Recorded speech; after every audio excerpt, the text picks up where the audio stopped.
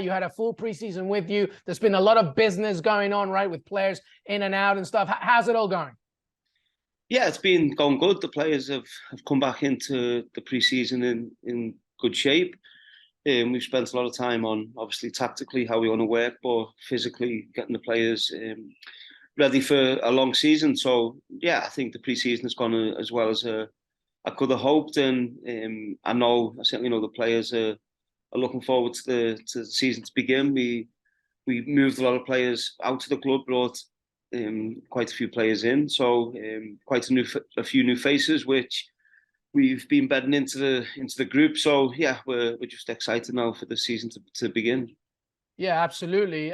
As we speak, I'll be talking to one of your players, Christian Benteke. I'm a lifelong Aston Villa fan, so I'm very excited as well for that one. But Wayne, let's talk about the fact that, I mean, it's no secret, right? DC United has failed to make the playoffs the last 3 seasons, but a lot of changes, as you mentioned, is coming. How confident are you that you can finally make it to the postseason? Yeah, I think that's obviously the goal for us. I think last season, myself, the staff, I think everyone surrounding the club really knew that the team wasn't good enough. The squad needed a lot of improvement. Actually coming in when I did last season gave me a better idea, obviously, of the players, the staff, the club, of where it's at, and really what needs to be done to try and make sure we give ourselves the best possible chance to make playoffs. So I think we've made some good moves in the off season. We've brought a lot of experience into the group, mixed with some real quality players, and throughout the pre-season, the young players we've got have developed a lot as well. So I think we've got an exciting group.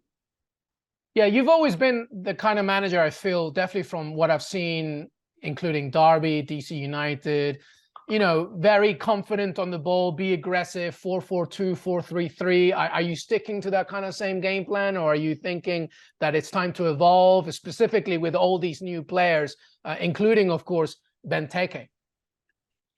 No, I think the way we want to play is clear, and it's my job and the coach's job to make that as simple as possible for the players to understand and get to know, which we've worked a lot on that in pre-season. In the shape of the team, the organisation of the team, but also then how we can be more creative, how we can create more chances, score more goals, but also be secure as well. So yeah, it's I want to play is always with a back four, not with a five. I'm not a huge fan of playing a back five, and listen, that could change at times, and especially during games, especially late on if we need to hold on to a lead. So, but yeah, the players understand exactly how I want them to play the roles, and you're always intrigued to see how they then perform, because pre-season games they're good for the players' fitness, good for you to work on different things, but ultimately the whole pre-season has been gearing up for this game on Saturday. Yeah, should be a fun one indeed as the new season kicks off. All right, let's talk Man United, Wayne Rooney, because obviously it's no surprise of such a legendary player for the club. This is ESPN FC. Obviously, we want to highlight DC United, but also what it means as well. Anything else that's happened in your career? Listen, Erik ten Hag has done a wonderful job, like so far. What do you make of him as a manager and what he's done for the club? Yeah, I think he's come in and he's been probably what Manchester United have needed for a few years now, and I've been down to the training ground quite a few times, especially in the off season, when I was back over in England, and spoke to quite a few of the players, and I know the players are enjoying working under him, which is always important. But he demands a lot from his players, and I think he's changed the mindset and the confidence and belief of the players that they're actually a good team, and I think we're starting to see that this season, and they're in a good position. I think they're 5 points now off top spot, which there's still a lot of games to go, so you never know. You never know. Listen, I've always felt that succeeding Sir Alex Ferguson, obviously a manager you know very well, was pretty much the hardest job in the Premier League to succeed him. And you've seen it, you've experienced it. Do you think that, because one of my things about Ten Hag is, like, I think that in order to be a successful club, you have to implement a culture, right? This competitive winning culture. And I feel like Ten Hag, closer than anybody, including, David Moyes, Mourinho. Ten Hag has really done that the closest, implemented this culture. You said that you've seen it, you've experienced it. Do you feel that too, or is there something else?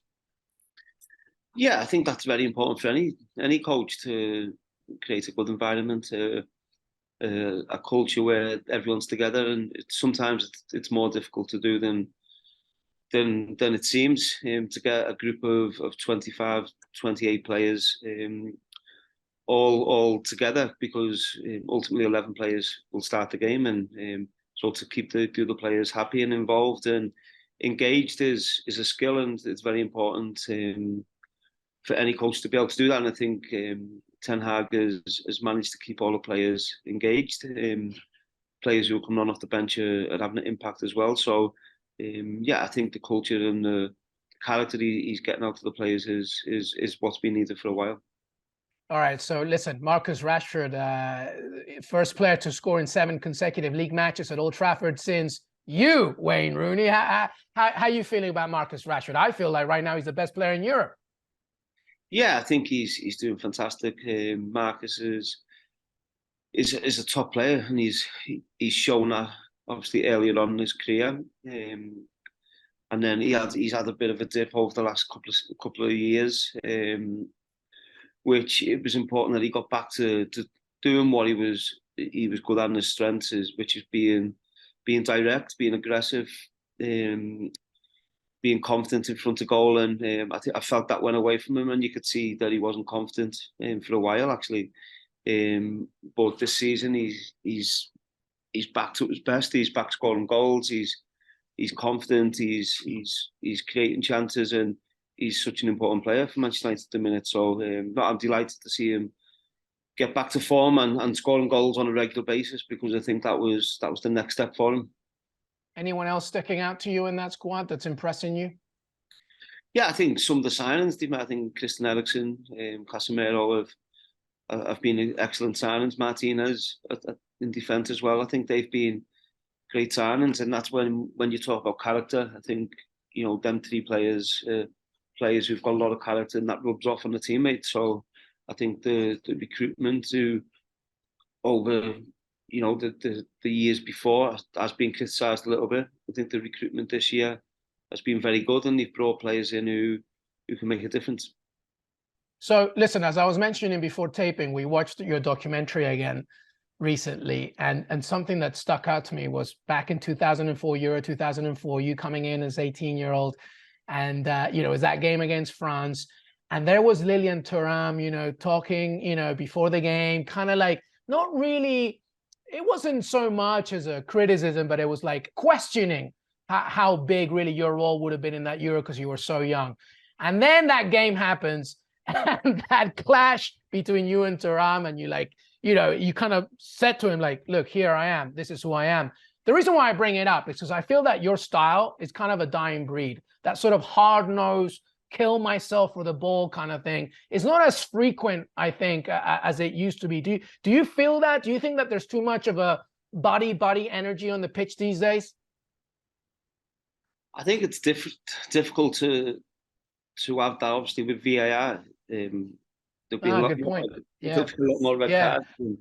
So it's difficult to have that aggression and that fight, although you can have it in different ways. And I think you have to play a bit smarter as well nowadays. I think certainly over the last 15, 20 years, I think the game has evolved tactically over that time and that period. So it's a bit more tactical than it is, balls up to the strikers, second balls, tackles, and sometimes leaving your foot in at times. I think it's... So basically, Wayne Rooney, an 18-year-old Wayne Rooney during the time of VAR is just getting sent off every weekend. Yeah, I'd have to change a little bit the way I play. So VAR is for me, it's not... I prefer to let the referees officiate it and understand that they are going to make mistakes now and again, but we are where we are, and we have to play a bit smarter. Yeah. All right, so we're nearly done here, Wayne. Obviously, I appreciate your time.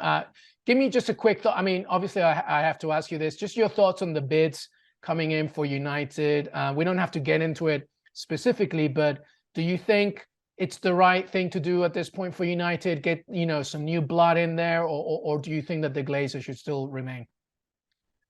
First, I think the Glazers have done a fantastic job.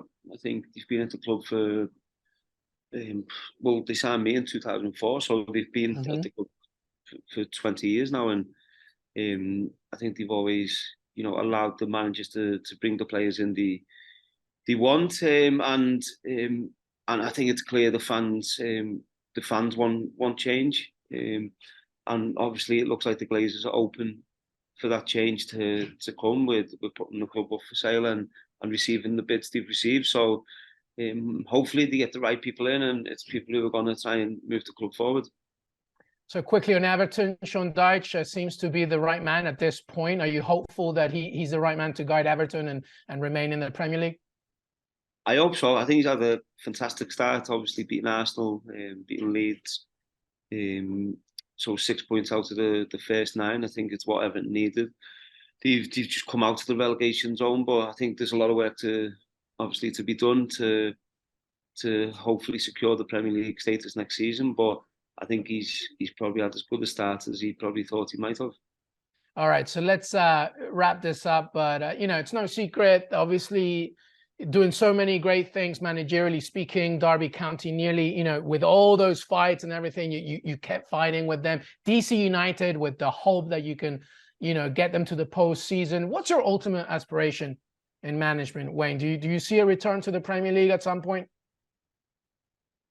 Yeah, I think for the time being, I think the important thing is I don't look too far ahead, and I've got a really important job here to do with DC United, and I come in here to develop myself as a coach, obviously gain more experience, because as a player, yeah, I played at the top level. As a coach, I've come in at Derby County, and obviously now at DC United, and I need to earn that status and that right to go and work at big clubs and big clubs in Europe, in England. Of course, one day I want to go back there to be able to do that. But my focus is solely on DC United and trying to achieve big things here with us. It's a very important season for MLS, I think, both in terms of production and where it's going and the competition. I've covered the league for a long time. I know how good it can be, and I know how good it can also become. Do you, like, you've played in it, you're managing in it. Where do you see MLS right now and how it's growing?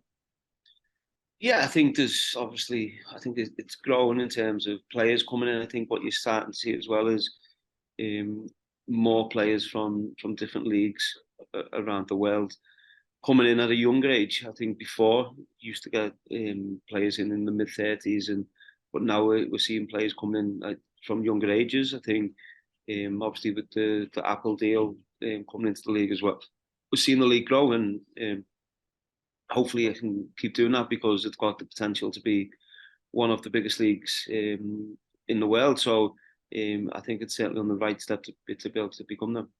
All right, last question. It's a fun one. I want you to answer it. United, Everton, England. They all offer you the managerial job. Which one do you take? I don't know, any. Whoever comes first. Yeah, whoever comes first. Thank you very much for watching ESPN FC on YouTube. For more highlights, analysis and exclusive content, be sure to subscribe.